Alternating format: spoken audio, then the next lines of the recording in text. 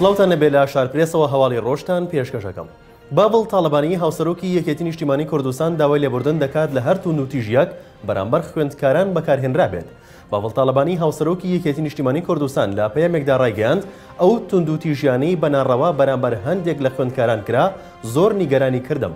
لە دڵەوە داوای لێبوردن لە کوڕ و کچ و خوشک و براکانم دەکەم کە بە ئومێدەوە بەرەو داهاتوویەکی گەشت هەنگاو دەنێن. لە پێناو نەکوژانەوەی چرای زانست و بژێوی ژیانیان و لەسەر شەقام داوای قوت و مافی خۆیان دەکرد. بابڵ تاڵەبانی لە پەیامەکەیدا دەڵێت داوەتان لێ دەکەم بۆ هەر داواکاریەک پەنا بۆ ڕێگەی مەدەنی و شارستانی ببەن و دوور بکەونەوە لە توند و تیژی و یاساشکێنی. ڕێمەدەن کەسانی هەلپەرست داوا ڕەواکانی ئێوە بەلاڕێدا بەرێت. ئەمە خزمەت بە خواستەکانتان ناکات. داوام وایە قەت ئەم ڕێگایە هەڵنەبژێرن و بیری لێ نەکەنەوە. بە گوێرەی ئەو زانیاریانەی تایبەت دەست شارپرێسی شکەوتون بە بڕێری بابڵ تاڵەبانی یەکێتی بڕی زیاتر لە 100 ملیۆن دیناری بۆ چارەسەرکردنی کێشەکانی سەرجەم زانکۆکانی سنووری پارێزگای سلێمانی تەرخان کردووە. ئەمەش دوای کۆبوونەوەی هاوسەرۆکی ئەو حیزبە لەگەڵ بەشێک لە خوێندکاراندا. هێڤیدار ئەحمەد ئەندامی پەرلەمانی کوردستان ڕایگەیاند تیمی یەکێتی لە حکوومەتی هەرێمی کوردستان بە حکوومەتیان وتووە هەندێک شت و ماک و کەرەستە بە قاچاق داغڵ دەکرێن و هاوردەکردنیان قەدەغەیە بۆیە داوا لە حکوومەت دەکەن ڕێگەیان بدات ئەوان داغڵی بکەن و پارەکەش بۆ خۆیان بێت.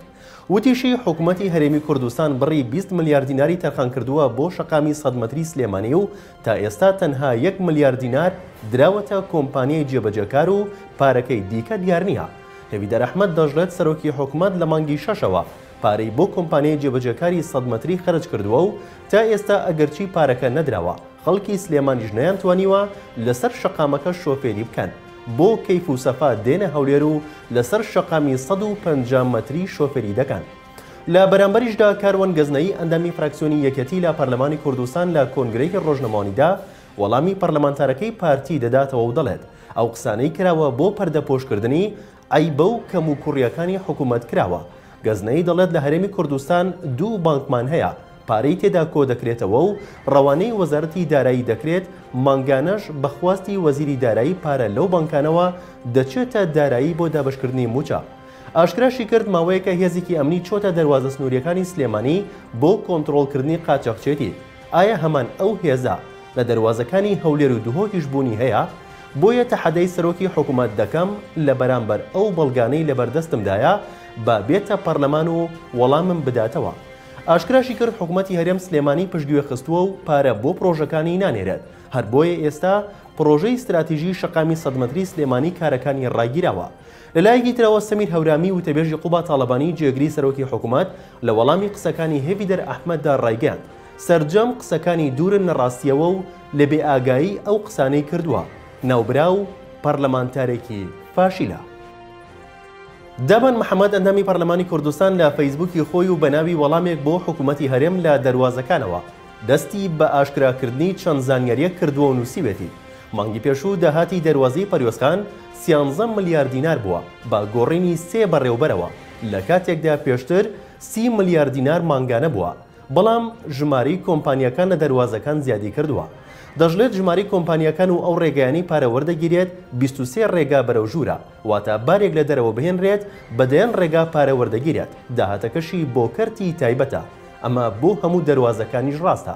ئاماژەی بۆش کردووە داهاتی مانگی پێشووی بەڕێوەبەرەتی هاتوچۆی سلێمانی 9 ملیار دینار بووە، پێشتر نزیکەی 20 ملیار دینار بەرەو ژوور بووە. هۆکاری کەمی داهاتیش نازانرێت. ئەوەندە هەیە ئەو بڕەپارێش خەریکە ڕادستی کۆمپانیا و کەرتی تایبەت دەکرێت. لەبارەی داهاتی ئاویش دابان محەممەد دەڵێت پێشتر و کاتێک فەرمانبەرانی وەزارەتی شارەوانی و بەڕێوەبەرەتی ئاو پاریان کۆ دەکردەوە داهاتی ئاو ساڵانە 7 بۆ 8 ملیار دینار بووە، بەڵام پرۆسەکە درا بە کۆمپانیا داهات کەمی کردووە بۆ 30 ملیار دیناری ساڵانە. هەروەها باسی لەوەش کردووە ئەوە 3 ڕێگان کە زۆرترین داهاتی لێوە دەست دەخرێت، بەڵام کۆمپانیا وروکاونەتە گیانی خەڵک و حکوومەت. ئێستا کەس هەیە تۆمەتبار بکرێت بە کۆنەکردنەوەی داهات جگا لە حکوومەت خۆی. وەزارەتی دارایی و ئابووری هەرێم ڕایگەیاند سبەینێ موچەی یەک وەزارەت و چەند دامەزراوەیەک دابەش دەکرێت. وەزارەتی دارایی و ئابووری حکوومەتی هەرێمی کوردستان ڕایگەیاند ڕۆژی چوارشەممە موچەی وەزارەتی کاروباری شەهیدان و ئەنفالکراوان کە سوکاری شەهیدان لیوای نەوت و گاز و فەرماندەیی زێرەڤانی دابەش دەکرێت. بەپێی زانیاریەکانی شارپرێسیش بڕیارە ڕۆژی پێنجشەممە موچەی وەزارەتی پەروەردە دابەش بکرێت. ئەمە لە کاتێکدا ئەمڕۆ وتەبێژی حکوومەتی هەرێم ڕایگەیاند بەهۆی ناڕێکی کۆکردنەوەی داهاتی ناوخۆ ناتوانن موچە بە خێرایی دابەش بکەن. لە شارپرێسەوە هەواڵی ڕۆژتان پێشکەش کرا شاد و بەختەوەر.